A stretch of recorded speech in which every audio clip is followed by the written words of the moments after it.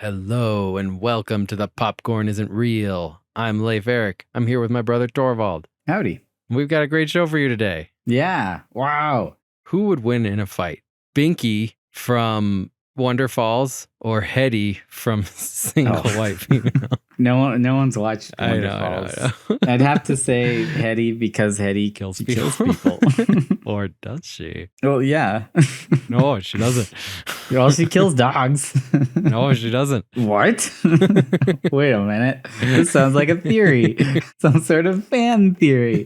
Fan theories on my podcast. Okay, so today we're talking about Single White Female, a 1992 psychosexual thriller. I think is what it would be categorized as. Is it sexual, though? It's not psychological sexual. thriller, then, I guess. But I think it's kind of in the vein of those psychosexual thrillers that came out in the early 90s after Fatal Attraction. Fatal Attraction, yeah. Yeah, Fatal Attraction was the one that really popularized the genre, which I just don't understand because it's a genre that feeds off of like the danger and sexual tension between two characters. And Fatal Attraction is starring Michael Douglas and Glenn Close, who are not sexy at all, ever. I just don't understand how that could be the movie that kind of like popularized this genre. All right, maybe we shouldn't go too hard on how ugly these two widely They're beloved amazing actors. I love Glenn Close. I love Michael Douglas. But Michael just Douglas. Trying is to really watch good. that movie and take it seriously and be like, yeah, oh, this is exciting and sexy. It's like, no. Fatal Attraction. That's the movie where like he bangs a girl in an elevator and then she gets pregnant and then him and his wife murder her and it's a happy ending. Yes, right? that's the, like they play it off as if something good has happened, but it's not. It's a horrible ending. You can find a lot of very odd things in 90s movies where clearly bad men are actually good men. Case in point, Single White Female. 1992 film directed by Barbette Schroeder, and it was based on a book written by John Lutz, and it was adapted into a screenplay by Don Roos. So Allie is the main character, played by Bridget Fonda. Hetty is sort of this creepy woman who comes into her life, played by Jennifer Jason Leigh. Dude, they're amazing, aren't they? They look exactly the same. How did they cast this? They did such a good job. Yeah, no, they did a good job. And I think Jennifer Jason Leigh especially, both of them are great, but Jennifer Jason Leigh is an amazing actor in this role. Mm-hmm. So my theory is that the two main characters, the protagonist and the antagonist, Allie and Hetty, are the same person. What? And also, no one was murdered in this film. Wait, no one was murdered? You're saying that Allie has multiple personalities and Hetty is one of her personalities. Yes. Okay, great. You're also saying that Hetty never killed anyone? Never. She didn't kill anyone. I don't understand, though. Your theory works regardless. So why would you decide that needs to be tacked on? It's not tacked on. It's part of this thing. I don't believe that she killed anyone. I don't think any of the supposed deaths in this movie make any sense whatsoever. But what about the dog? You chucked it out the window. No, the dog was very clearly an accident because her scumbag boyfriend didn't fix the thing that he was supposed to be fixing. They provide an explanation in movie for the dog. No one ever even says that she murdered that dog. But the dog still died. No, the dog did still die. I'm not saying the dog didn't die. I'm saying no one was murdered. Well, this is going to be interesting. Let's figure this out. To give our listeners a synopsis of this movie so that they know what we're dealing with. Basically, a main character, Allie, she just moved to New York with her boyfriend. Things are looking great. She started her own business. And then, oh no, her boyfriend cheats on her. So she kicks him out and now she has to get a roommate to be able to afford her apartment. Maybe. It sounds like she can afford it by herself. Oh yeah, she absolutely can afford it. It seems like she can. But no, she decides she needs a roommate. So she finds a single white female. The whole time watching this, I was like, is it okay to say that you only want a specific race as your roommate? I know that they use that phrase a lot in like personal ads where you're trying to date someone. And I guess that kind of makes sense because who you date does depend a lot on like physical appearance. I don't know. But just for roommate, I don't know, dude. Like that's kind of off-putting to me. But yeah, so she finds a single white female who looks eerily similar to her, and they move in together, and things are going great. But then her roommate named Hetty starts to act more and more like her, and dress more and more like her, and look more and more like her, until it all culminates in Hetty trying to kind of become her. Hetty almost kills Allie's best friend. Hetty kills Allie's dog. Hetty's killing everyone. And then Allie barely escapes and kills Hetty. Or does she? Depends on who you ask. Yeah, well, But yeah, I think it's supposed to be that she kills Hetty at the end. She survives. Does Allie get arrested? Because Allie would definitely get arrested for all this. Like Hetty said, her fingerprints are all over, and Hetty's fingerprints are not. And it really just looks like Allie went on a killing spree and killed everyone, even including Hetty. Right? Like, I mean, the only one who could defend her and possibly get her out of this is her best friend, Graham. But would he, if in fact she was the real psychopath all along? I don't know. Okay, so you're gonna have to explain yourself in a few situations, because I know that Hetty interacts with characters who are not Allie several times in this movie, and I don't know how she could manage that. I am going to blow your mind again, and I'm going to tell you Allie is the imaginary one. Okay, so you think that Hetty was the dominant personality all along. Mm-hmm. There is one person. Her name is Ellen Schwer. Okay. And she has two facets of her personality, Allie and Hetty. Hetty is the one who she actually is more. Allie is the one that she wishes she was. It's like her perfect life and her perfect self. Her perfect life and her perfect self seems awfully lacking in self-confidence and kind of breaking down and not being so perfect. She's got a good imagination, but it's not that good. I get it. So you're saying those are kind of the cracks in the plaster. Mm-hmm. She's not really that perfect, so she can't even in her imagination handle it. We're going to see how like these two facets of her personality share a lot of traits and kind of start to meld together because she's the same person. Both of them are Ellen, which I got to say, how would you shorten Ellen? You'd shorten it to Ellie, which sounds a lot like Allie. Yeah, or L. So Allie is with her boyfriend, Sam. Everything is great until she finds out her boyfriend's cheating on her and she kicks him out. Does Sam exist? And if he exists, was he dating Allie or was he dating Hetty? He was dating Ellen. Okay. In Ellen's mind, he was dating the best version of herself, Allie, because right now she's imagining herself as Allie because she has her best life. She's going to get married to this guy who she really loves. At the beginning, they're talking about how many kids they'll have. Sam says the average is 1.2 kids, and Allie wants 2.2. Yeah, whoa. Which, I mean, I think kind of interesting that they're both going with fractions of people here, thematically related perhaps. Uh-huh.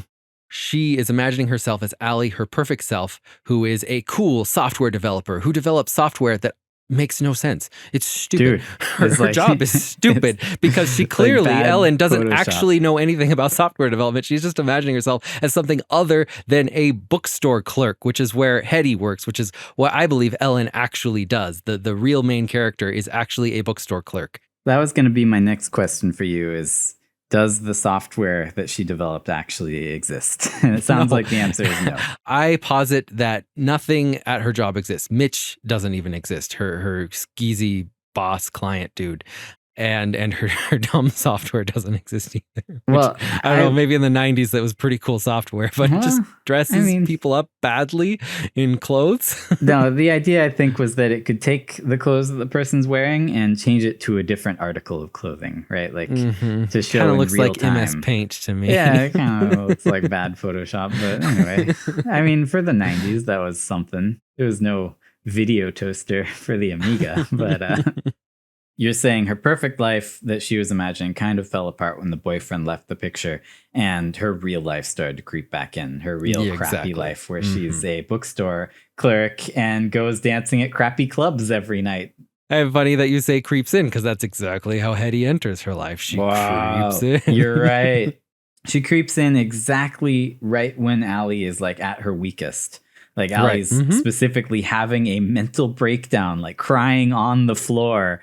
Before this, she's talking to her gay best friend, Graham, who lives upstairs, and he can also hear everything she does through her vents. She says, I could get a roommate, and Graham says, you could always call him Allie. And she says, not if I had a roommate.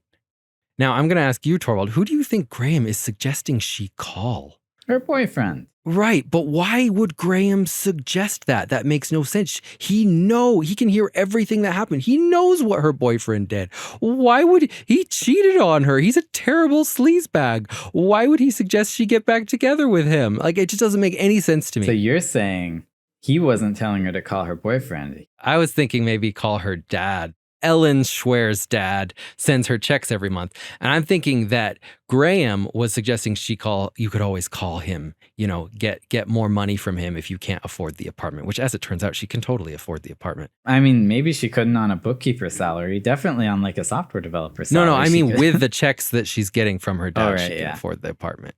Which I think is, the only explanation for how she can afford this apartment, because it's That's New true. York City. You make a really good point. It does sound like he's implying that she should call somebody to get money. And who gives money to this girl in the movie? Well, Ellen's dad. Why would Graham suggest that she go back to her terrible boyfriend? It just doesn't make any sense to me. Good question. Does Graham know her as Allie or Hetty or Ellen? Anytime anyone in this film calls any one of these characters by their name, either Hetty or Allie, they are probably pretty much always calling her Ellen. And she just hears whichever name that she wants to hear, depending on which personality she believes they're talking to. Does he know she has multiple personalities? I don't think that Graham knows that she has multiple personalities, but he does know that she's pretty messed up, as we'll see in a later scene in this movie. Great. He knows that she's living in New York, she's got issues, and she's got a dad who gives her money, but he's there for her, he supports her. Okay, cool. Not too long after this scene, once Hetty moves in and, becomes her roommate and everything's going real great, and they play in the busted pipes and have so much fun. Yeah. And also interesting, Allie names her Hetty. She comes in and says her name is Hedra, but Allie actually names this person Hetty, which I think is her picking a name for that facet of her personality. I think everyone's perfect version of themselves needs to be helped by the less perfect version of themselves. That makes perfect sense for the less perfect version to come in and fix everything. Well, when the less perfect version is doubting herself and breaking down, and she's not perfect anymore, then it makes sense the less perfect version shows up, right? Because that's what she's starting to she's falling into the arms of her less perfect self. Around this time, when Hetty's kind of getting settled in, there is a scene where Hetty interacts with Graham. Hetty is, I think, leaving the apartment, and Graham stops her in the hallway and calls out to her and says, Allie! But then he recognizes that she is not Allie and says, oh, I'm sorry, and lets her go. Mm-hmm. How does this play into your theory? Because if Hetty is in fact Allie, he shouldn't have thought she was someone else. Graham at one point that scene you just described, he tells that to Allie. He says, I think I saw you the other day, but when I chased you down, you were someone else. So I think that was just a case of mistaken identity. And the reason that we see it happening as we saw it was because he told that story to Allie. So she's like, okay, he must have chased down Hetty at that point. Because Hetty is real, right? I imagine her to be real, so he must have seen Hetty. Oh yeah, that's Hetty. Really, Graham probably just had a case of mistaken identity. Now that Hetty is all settled in and things are starting to look up, of course, everything can't continue to be so nice, and she's going to have to take a turn for the worse again, and her boyfriend shows up once again. Mm-hmm. So Allie comes home to find her boyfriend in her home with Hetty, and her boyfriend, Sam, even interacts with Hetty. He refers to her, like he says, Hetty let me in, or something along those lines. Allie tries to blame Hetty for letting him in, but Sam says, don't blame Hetty, I kind of forced my way in here. I mean, Allie is blaming herself. She knows, or Ellen, whoever you want to call it. Ellen knows she shouldn't have let Sam in. And Sam knows that she's kind of blaming herself because that's kind of what she does. And he's like, hey, don't beat yourself up. I forced my way in, because he can see that she's like questioning her judgment in letting her, cheating ex-boyfriend back into her life.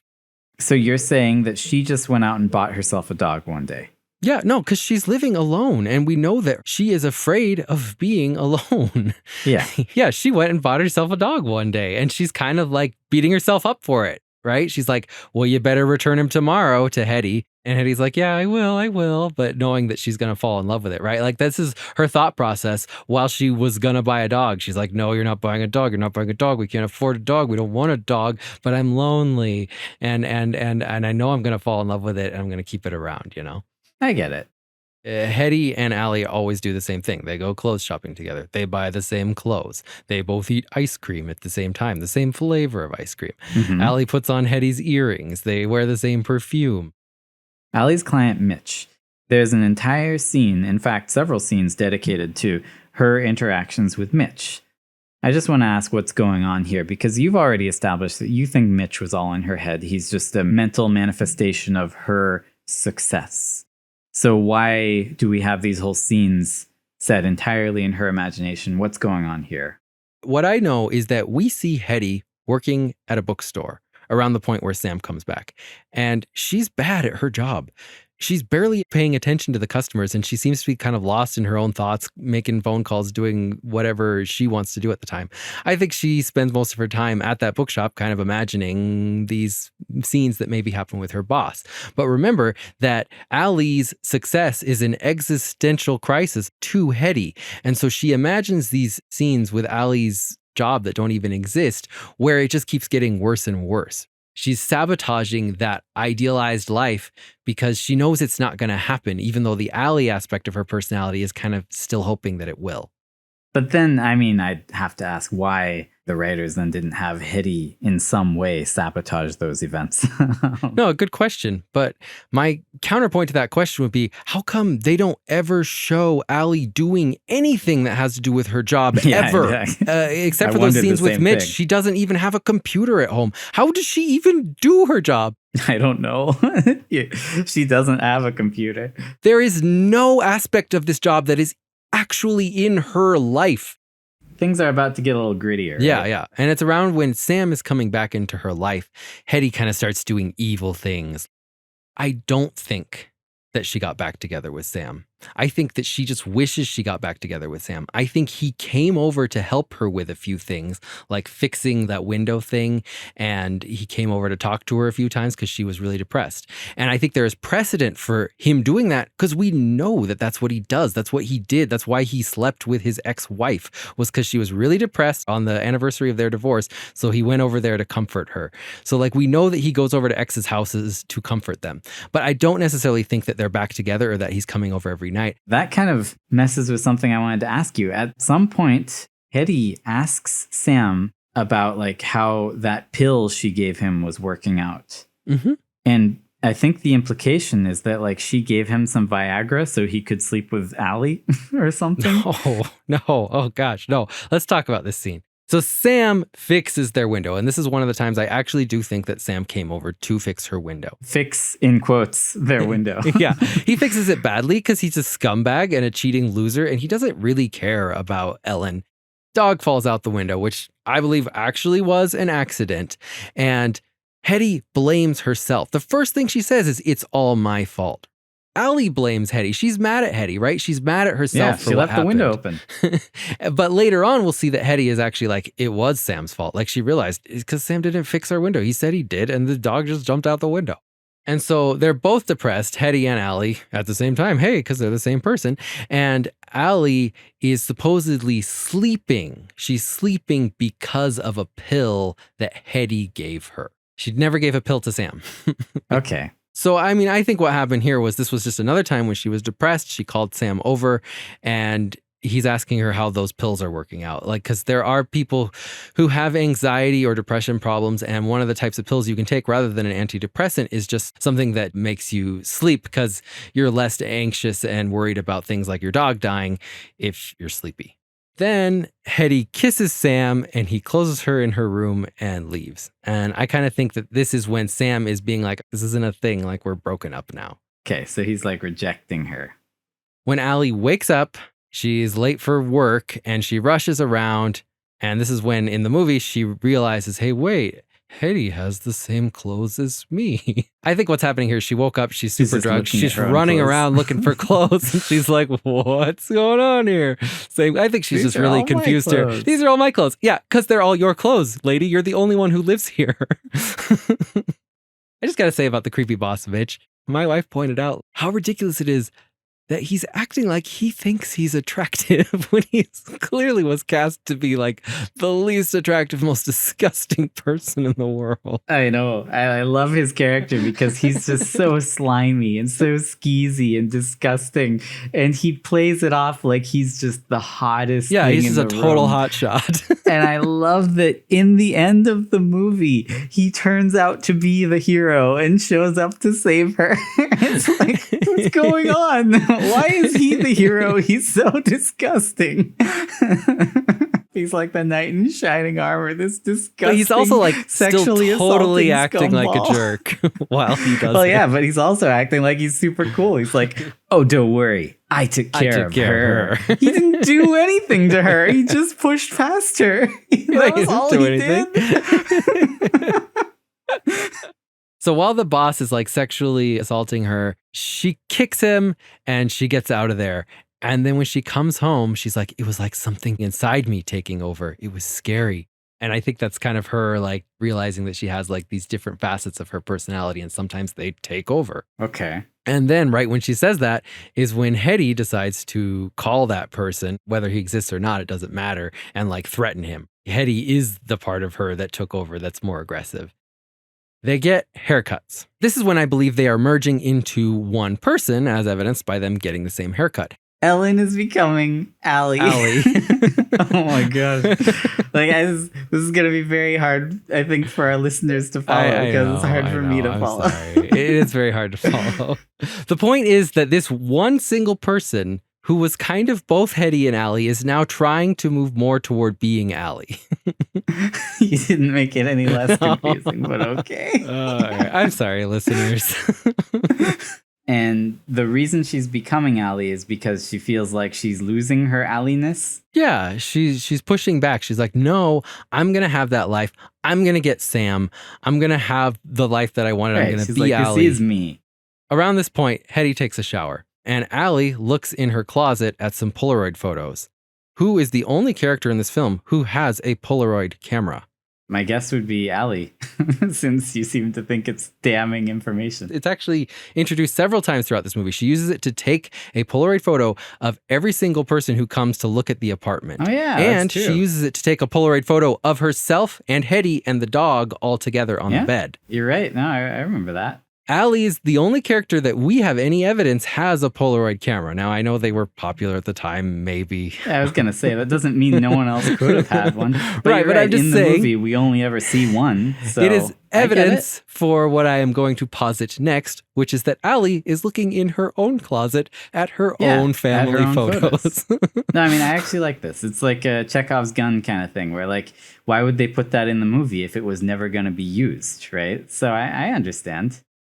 Allie pretends like she is leaving because she's actually going to follow Hetty wherever Hetty goes that night.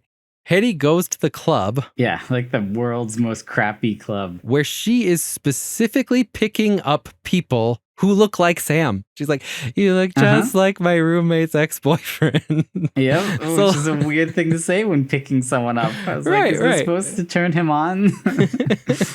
At this point, I don't think that she actually is back together with Sam. I think that she wishes that she was, and she's out trying to pick up, like she's trying to get that dream back. She's trying to find people who look like Sam. And obviously she's a little crazy, so she's kind of doing it in weird ways. Yeah.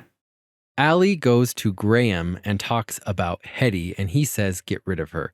What's his solution? He says, a psychiatrist. And then he says, she's a lunatic, Allie. I think maybe he's actually saying, you're a lunatic, Allie. See a psychiatrist. Yeah. I think he's just trying to get this her part. to see a psychiatrist. Yeah. I love this part because I was thinking to myself, it sounds a lot less like he's telling her to get help for her friend and a lot more like he's telling her to get help for herself.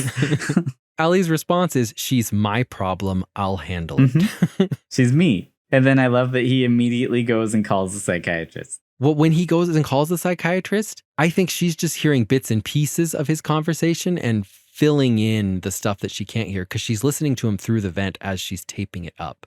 He's saying things like, it's a lot more serious than I thought. And then he's like, if I call you from down there, will you talk to my friend?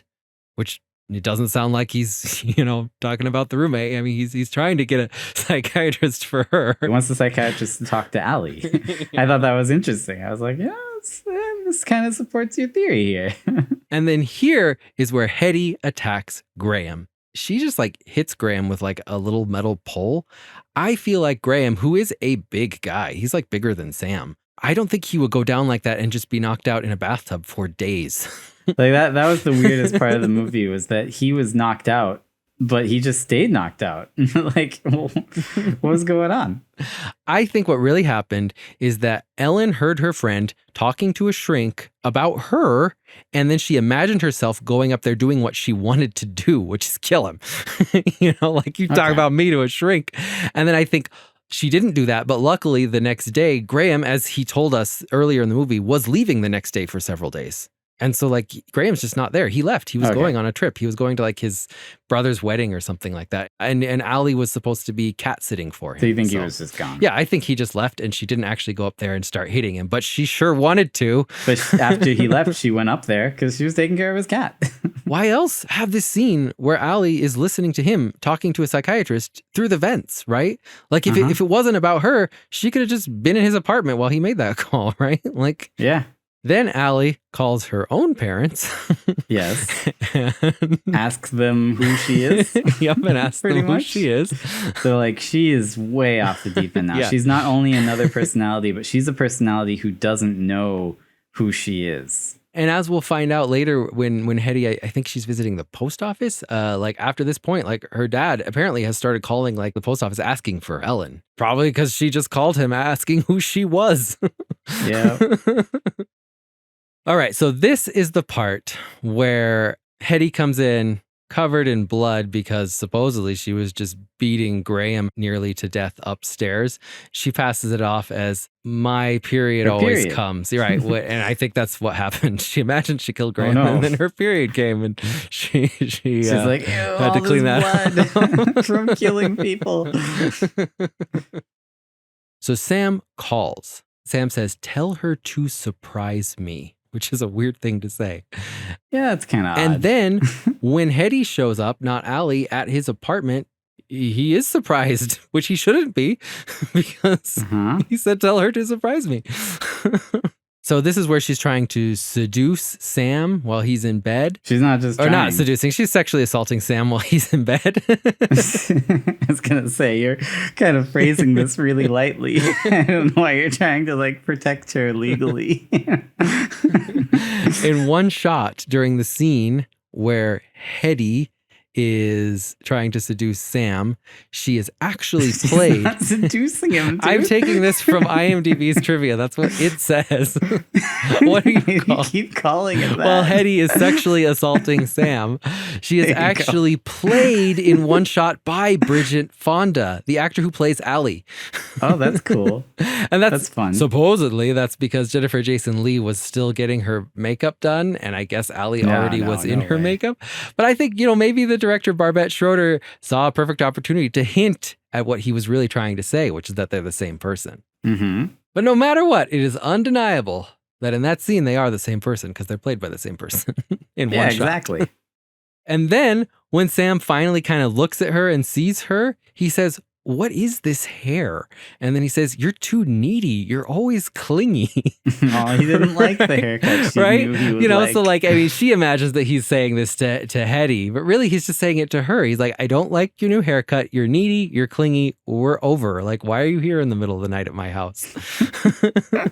But he told her to surprise him. Yeah, I think that was just Oh, that was in her mind. Yeah, that Ellen was imagined like, he's that. inviting me over. He loves me to come over.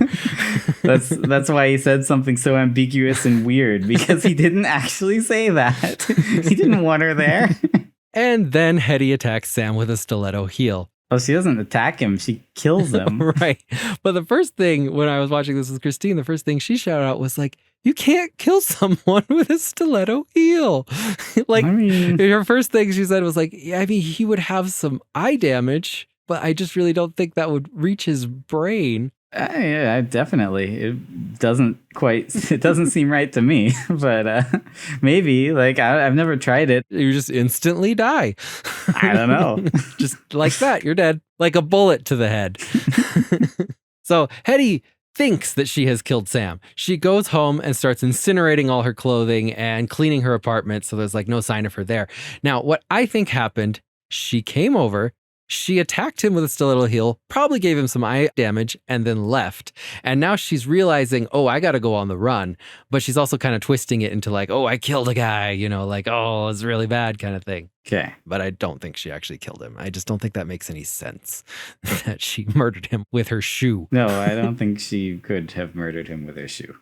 How do you explain the news reports? Because they definitely said he was dead. Well, I don't know about the news reports. Maybe she imagined those. All I know is that she calls the front desk and the front desk guy says, I'm sorry, there's been an accident. So you're saying maybe the accident was just the stabbing in the eye. Right, he got stabbed in the eye with a shoe. Yeah, it's a pretty bad accident.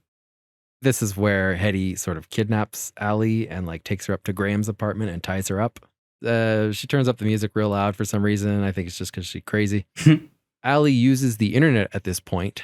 They're thinking about using Graham's cards to get first class tickets. And I think this is because Allie is in some trouble and she's cat sitting for Graham. And she's like, maybe I could use his cards. No, but then she ultimately decides I can't do that.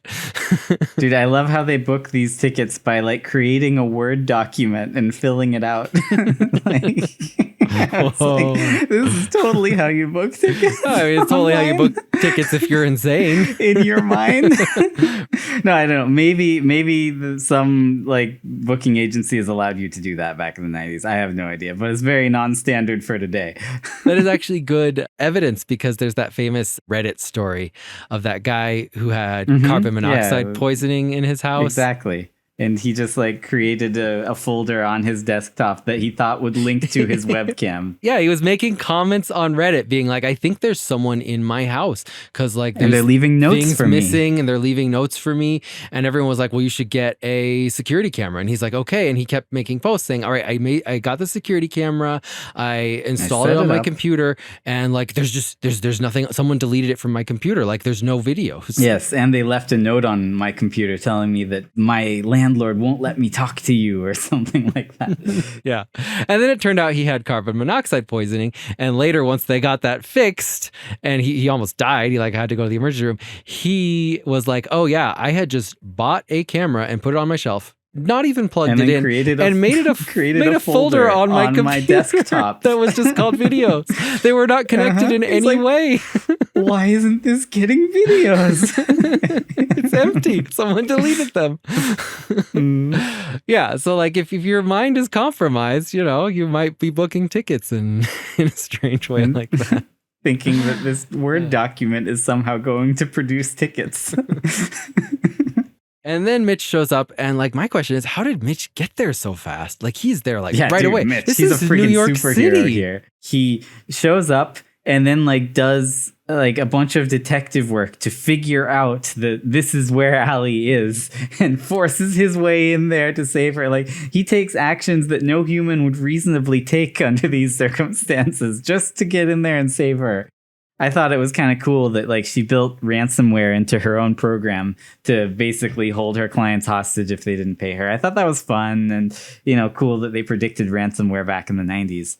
And it's true. He has to like save his company because apparently his entire company is tied up in this software he just bought. And then so Mitch like breaks in, he pushes Hetty down. Yeah, he takes care of her. He saves Allie. He unties her, or she's taped up. And then he dies like an idiot. Well, my question is, did she kill Mitch with a shoe? Because it looks like she hits him on the back of the head with another stiletto heel. I don't think that's what it was, but I thought she shot him, dude. No, she only shoots Allie. I don't think she actually has a gun because the only person she ever shoots with that gun is Allie. Well, but Mitch is in her mind anyway. So. No, it's true. Yeah, no, that's right. This is Hetty, the more real grounded version of what Ellen is really like, trying to sort of take back her life and get rid of the dumb idealized version Allie And what's happening? The idealized life is coming to save her. The boss man that represents that job that she kind of wished she had shows up to be like, I'll save the day, even though she'd already tried to make him seem like a total scumbucket. And she's like, no, I'm killing this guy. Get out of here. No, that's pretty fun. I like that interpretation a lot. I like that better than just this skis-ball Mitch is a total hero. Random, yeah, turning into just the world's greatest hero. Oh man, Mitch. So then Hetty is dictating a suicide note to Allie. I don't want to be anything anymore. I don't need a reason to kill myself. I need a reason not to, and there isn't one. And then Allie is like, no one who knows me will believe that I wrote that. Hetty says, of course it's you who wrote this. I never met anyone so scared of being alone. Obviously, this is just her having an argument with herself about whether or not she should commit suicide, right? Yeah. Now, I just want to confirm, this entire time, her unconscious best friend is not unconscious and not in the building, according to you. He is because on a trip. He's about to burst in and save her. Yes. So how does he burst in and save her? Does he come back from his trip? No, he doesn't show up. She just like remembers, oh, wait, I didn't kill that guy. So maybe he could save me from myself, in her moment of I'm about to commit suicide. So I could kind of buy a figment of her perfect imagination coming in to be heroic and make her world perfect again. I'm kind of confused by a real person becoming a figment of her imagination and coming in to save her. Well, you think Graham was laying in a bathtub with his very quiet, well-behaved cat for days? Yeah, dude. The cat loved him. No, I mean, I agree. It's pretty weird. But it's just, this is the first time a real person has been an imaginary person in the whole movie. Okay, but if you have believed my theory up to this point, then you must believe that the Graham in the tub with his cat was an imaginary person. Yes. Which means she can imagine him to get up and burst out and save her. And then, she can do that. So now we're about to get into the big final showdown with Hetty and Allie. Allie gets into the elevator and Hetty kind of follows her and they get down to the basement. Now, I wanted to ask you, this is another Chekhov's gun situation where, by the way, Chekhov's gun, for anyone who doesn't know, it's like a literary term that's, if you have a gun in the first act of your story, it will be fired by the third act. Right. It's just foreshadowing, essentially. But also, you don't introduce a gun out of nowhere without setting it up first, which I have to ask, did they introduce that Hetty had a gun earlier? No. Because she just straight up has a gun. Like, speaking of Chekhov's gun, they didn't do it right. They broke the rule of Chekhov's gun. I'm going to ask you about another Chekhov's gun that never got fired, so I guess this would be a red herring. Near the beginning of the movie, they're very careful to introduce the idea that this elevator gets stuck. If you want to use this elevator to open the door, you have to use this screwdriver, which you jam in the door to get it to actually open and close. That never came into play in the movie. It never mattered. I was thinking that too. I thought that was the weirdest thing. I thought for sure someone was going to get stuck in the elevator. I mean, I guess she fought with Hetty in the elevator and tried to grab the screwdriver, but then didn't because Hetty knocked her out. All right, so they make their way down to the basement. Hetty thinks that Allie is unconscious for good. Turns out when you strangle someone unconscious, they wake up a couple seconds later. So Allie gets up and walks away. Yes, it's true. It's at this point, Allie hides in the vents. Hetty goes and grabs a giant hook. And I thought maybe this was her way of like hooking back into Ellie's life. Yeah. I don't know. What do you think? Maybe. She also destroys a mirror. So, she's trying to destroy herself. That's telling us something. The end of the movie is that Allie stabs Hetty with the screwdriver. Is this the perfect personality winning out? Like, is this a good thing? I don't know if it's a good thing. Is she now going to be able to be a healthier person, or is she living in delusion? I think she's living in delusion. Because like I said, I think Hetty is the one who is more closely aligned with reality. I think she is actually a bookstore clerk who's got issues. Okay, so now she's never going to come back to her job, and she's going to think that she is a software developer. Yeah. No, I don't think this is a good ending. I think that this is kind of the wish fulfillment winning out. I mean, it's a good ending, but is it a happy ending? Yeah. No, maybe not. I'm not sure. And the final shot of this movie is a shot of both of their pictures, for some reason, ripped apart with their faces shoved together. Hetty and Allie's faces are becoming one person. And I'm like, why is that the Yeah, final that's shot of the true. movie? Unless you're trying to say that they were Because one person Hetty all was trying to along. steal Allie's identity. She was Right, trying but to she become killed her. Hetty at this point. Like, I think that if that's the final shot of the movie after Hetty's dead, what they're trying to tell us is they were one They person all merged. along. They merged. You know? Okay, yeah. Maybe it's not that Allie survived and Hetty died. Maybe it's that Ellen is now Ellen. You know? Oh, but that's a good ending. That's a happy ending. Yeah, that's good. All right. Maybe our listeners listening can help me out here. I swear the first time I saw this movie, after that scene where it shows those two photos together, I swear there was a final scene where it flashed back to where it started at the beginning of this movie, which is Hetty and her twin as little kids. And it showed Hetty and her twin on the roof of her house, and Hetty pushes her twin off and her twin dies. And then she smiles about it. And it was showing that like Hetty was a total psycho all along, and it wasn't that her twin died in an accident. She actually killed her twin. But that's not in this movie. She didn't get pushed off the roof. She got pushed into like a river, according to the Right. article. Well, whatever. Like, I'm just telling you the scene that I remember. So if anyone hears this and knows what scene that movie is from, please tell me, because I thought it was from Single White Female, and it's clearly not, because it's not in this movie. So Yeah. What do you think of Single White Female? Was it amazing? yeah, I love it. I mean, I think it's an interesting That's a good movie movie. for its time. And also, we have to mention that like our first experience with Single White Female was from Wonder Falls. I guess we mentioned that at the beginning. For anyone not familiar with Wonder Falls, Why maybe aren't could you? talk us through it? Yeah, so Wonder Falls is probably the greatest show ever made. The greatest TV show Yeah. ever made. Yes. It was my is. favorite show of all There's time. nothing better. So good. It's such an amazing show. They only aired like 4 episodes on Fox before canceling it. But luckily they released what the were they full doing? first season on DVD because they'd shot it all, luckily. And it was just such an amazing show. And there is one episode that is a total parody of Single White Female. And it's a great episode. It's really good. Yeah, you might even call it a ripoff.